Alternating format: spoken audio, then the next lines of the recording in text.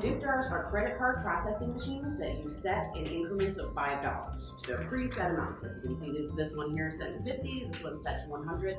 They have to be programmed ahead of time by a member of the shared staff. They are mobile. They use cellular technology, no Wi-Fi, to process credit card transactions. We're a really small nonprofit and we do not have credit card capability outside of the DipJar, so we rely on them pretty heavily to make our events possible. Community Shares has 3 DipJars available, and they are available for our members to use for free. Their DipJar does assess fees per transaction, but those are taken out before you even get your payout, so your organization does not have to worry about fees at all. Our rate is 3% plus 17 cents per transaction, and nowadays it's 6% plus 17 cents per transaction. It's actually a little bit of a discount by using the shares versus going out and buying them yourself. So you might be thinking, my organization already has Square, or we have a cash register with a credit card machine. What can you possibly do with a DipJar? I would still really encourage you to think about using them. You can use the DipJars alongside Square and other kinds of credit card processing. They can be like a fast lane, for example. You can use Square to sell merchandise at an event and use the DipJars to get people entry into your event really quickly. They're super fast. We love getting the DipJars from Community Shares. Mainly they make it really easy for us to ask for donations, and then using the DipJars is super fun because they make a really loud, like buzzing kind of noise, and it makes people really excited to give a gift too. People are not expecting it, it surprises them, it delights them. They're like, oh my gosh, this is so easy, and with flashing lights and fun sounds. And the added benefit of taking the DipJar to them is that, say, you took it to a table at a gala. One person dips, everybody else at the table also feels increased pressure to want to dip as well.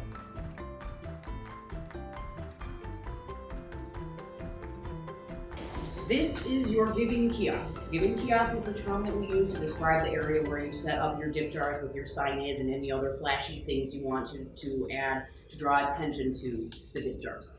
You can see I tried to make it holiday themed and kind of pretty for this event, but you could do it in all kinds of different ways. We highly recommend having the small signs at the very least. These are 4x5 signs. They were designed on canva.com, super duper easy. I would be happy to send over templates and examples and help anyone that needs assistance in designing them. We laminated ours, but you don't have to. If you print it out on something that's a little bit thicker, they will work just fine.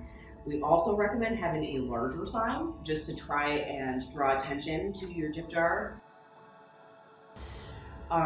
It's great if you can put factoids or call to action on the sign. Like, for example, NEOC did an event, their NEOCtoberfest recently, and they had like $20 buys this many pairs of socks on the sign next to their DipJar, and that gets more people to dip when they can see right in front of them where that money is going to go. Receipt cards is another great thing to have. The DipJars don't print out receipts. So in order for people to get receipts, they go to donors.dipjar.com and put in their card information, and then they will get emailed a receipt by DipJar. Most people don't ask, but it's a great idea to have these on hand just in case someone does, so you can give them this little paper and say, here, go ahead and go to this website to get your receipt. We also like to brand them, put your logo, all over everything as much as you can. I'm sure you guys know that. So those are the main things that you need. One of the really cool things about the DipJar is that your kiosk can be mobile. You can set it up on a tray. You can have one of your volunteers just carrying the DipJar around through the crowd. In the Irish Roots Festival at the May Drinking Center this past spring or summer, sometime I believe, they made literally thousands of dollars they had a fundraising goal and they were close to meeting that goal. So they took the DipJar through the crowd and said, please dip, we're like so close to meeting our goal, just real quick, and they made a ton of money. So taking the kiosk to where your donors are is really helpful.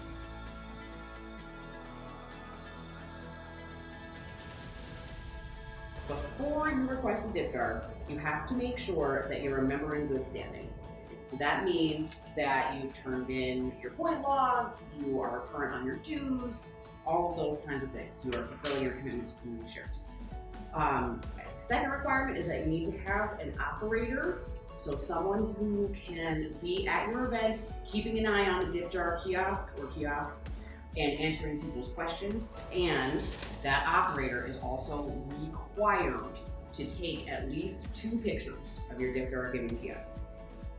There's a couple of different reasons for that. One of the biggest ones is accountability. Our board approved us to buy the DipJars. There was money invested in the project, so we just need to make sure that we're stewarding those funds and that they're being used in ways that they're supposed to be.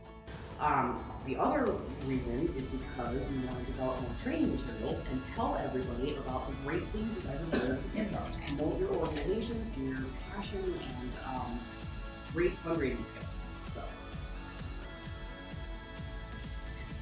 The only other thing that you need to have for a DipJar is a plan. It doesn't have to be a very detailed plan.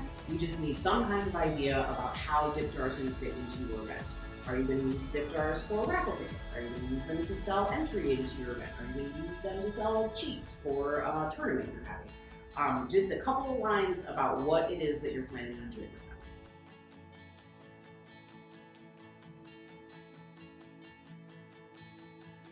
The steps to actually request a DipJar, the first one is the planning part. Talk with your event staff. Figure out how you can fit DipJar into your event. Create that plan that we were just talking about. The second step is to email forms@communityshares.org and ask for a copy of this lovely request form. It's very, very, very important to make sure that you have your plan before you ask for that request form, because when you send me back that request form, your plan needs to be included in the body of the email.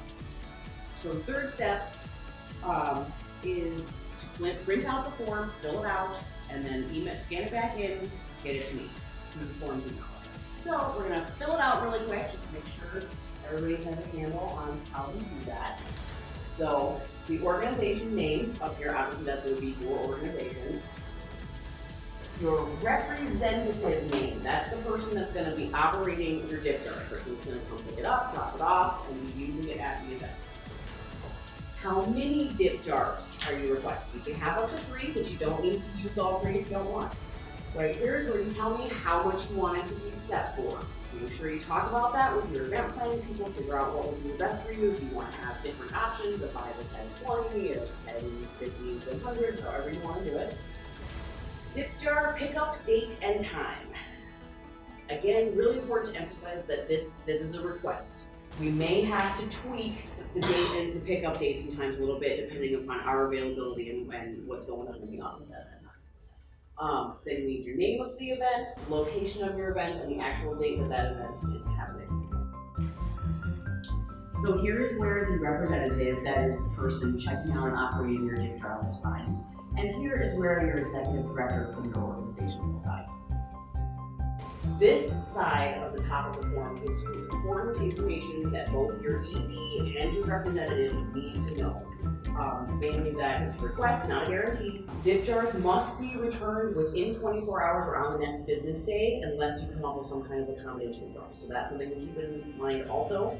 You have to return the DipJar immediately after your event, the very next day, especially during the month of November and December, because we have a lot of demand for that. Only members in good standing, we talked about that. Must provide at least 2 photographs, so important. And most importantly of all, if any one of those lovely 7 components is missing, unfortunately, your organization is responsible for replacing it. So at that point, you fill out the top part of the form only, right? This part is for the check-in and check-out, so the top part only. Scan it back in, send it to forms. One of us, most likely me, at least until July, will get it, check it over, make sure your plan is decent, get you on the calendar, check and make sure that there's no scheduling conflicts, and we'll email you back to let you know that you're approved. Every DipJar has 7 components and a checklist. There is the DipJar itself, the AC cord, which you can use to plug a DipJar into the wall. There is a magnetic sign holder. It snaps right on the back, very handy. You can see just how the sign goes in there. There is a battery in a handy little carrying case. Just A flat cord, which is used to recharge the battery. A cord that plugs the battery into the dip jar. If you want to go battery, your handy laminated components checklist, and a test part.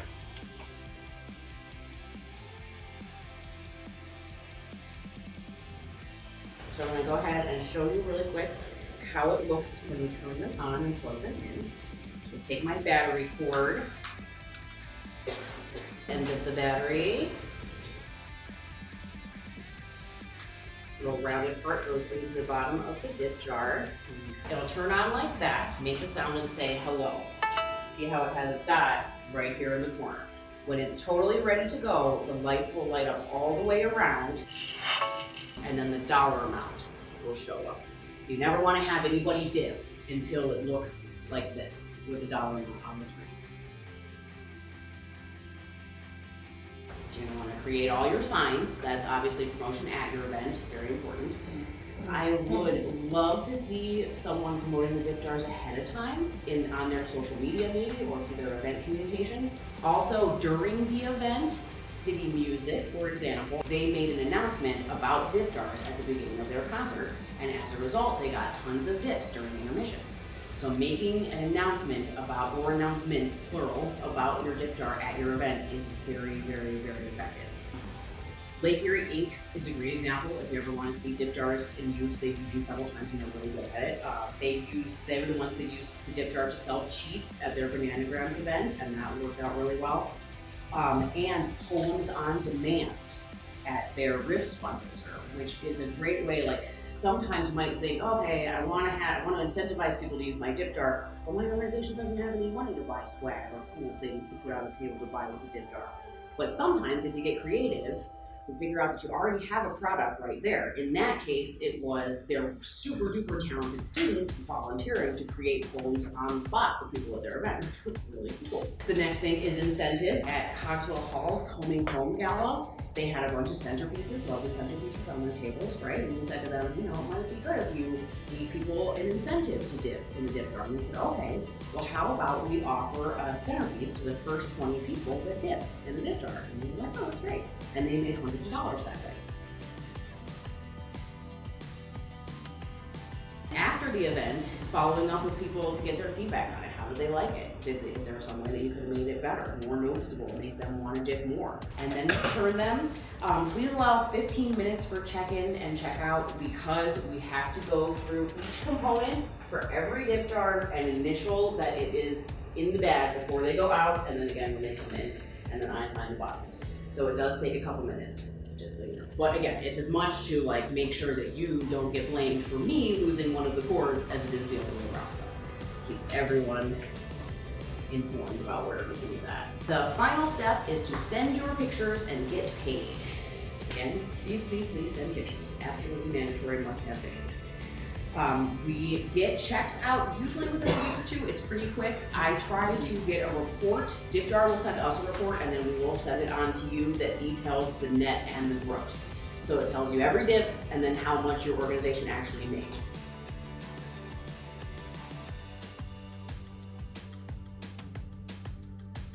They can either dip, like say they wanted to leave $100. They can dip 10 times in this jar, and that is perfectly fine. The only issue is that you will get charged 17 cents for every transaction. It's only 17 cents, it's not the biggest deal in the world. However, it's a good argument to have different amounts set for your dip jars. Like that's why this one's at 10, this one's at 50, that one's at 100. So if someone says, oh, I want to give 100, oh, just dip one time right over here instead. It can be a little tricky trying to anticipate what people will want to donate. So usually, as a general rule, we try to have a range. They take all forms of credit card. Doesn't matter if it's credit, doesn't matter if it's debit. You don't have to ask. There's no button or enter key or any of that stuff that you have to deal with a lot of the other credit card platforms. So that is one of the really cool things about it. It's super duper easy. It will say retry when a card is declined, and if they do it a couple times and it still says that, then That's probably what it means. Now, sometimes it will say retry when that's not the issue. If they put it in the wrong way, or if their strip is degraded or whatnot, so it never pops up and says decline, which is kind of a good thing. Every once in a while, a card will come through that for whatever reason, DipJar machine can't pick up the information and it'll just say unable to read the card. But like 99% of the time, it will give you the first and last name of the owner. And that comes on the spreadsheet that we send to you. If you have problems, if it gets to like here, for example, and does not load anymore, that might mean that you're getting poor reception. You can unplug it, take it to somewhere where you think you'll get better reception, plug it back in and try again. And usually if you do that and then take it back to the area where you were getting bad reception before, it will still work. Work with shares. I would love to talk to any of you about it, figure out how we can make this work for you, how we can step it up if you've already used them, if you want to increase dips. I would also, again, plug the DipJar people, their website that has literally hundreds of videos of different nonprofit organizations using the DipJars at their events, and they're really, really good. There's a lot of good information there. Through helping us, through giving us your feedback about the DipJars, it is going to help us help everybody, and then we all get more money because that's how shares works.